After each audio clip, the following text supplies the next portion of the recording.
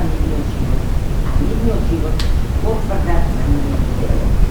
Кога зборуваме за поетот во Чораци, ние мислиме и на човекот во Чораци, на оној самопреговорен работник и истакнат борец за правата на својата работничка класа за тој народ, а кога зборуваме за борецот во Чораци, ние со тоа истовремено подразбираме и овој поет, чие име неразделно врзано за сега и за сегашнината на нашата поезија и нашата литература стои на првата страница во новата разредна фаза на таа поезија и таа литература.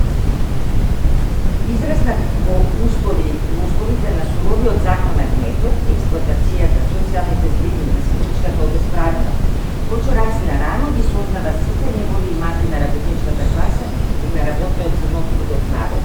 Но исто така тој рано ги осозна и патиштата што треба да ги разрешат и ревните и другите чувствите на неговото време. Неговиот жив дух не запира пред неизбежните пречки со кои се студираат новите барања. Неговото внимание е сврзано кон проблемите на историјата, културното минато, јазикот, филозофијата, кон проблемите на неговата современост.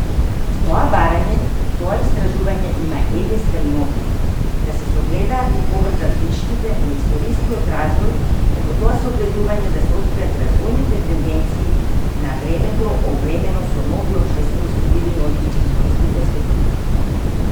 Овој повеќе шоков се осврнува кон Рациновиот патриотизам, кој е интернационализмот на неговата класа, односно општо човечкиот национализам, кој пак битно според Шоков го одредува карактерот на Рациновото уметничко творештво и карактерот на неговата политичка и револуционерна дейност, со што според мислењето на Шоков Рацин се одделува не само од поранешните поетски генерации, туку и од многумина своји современици.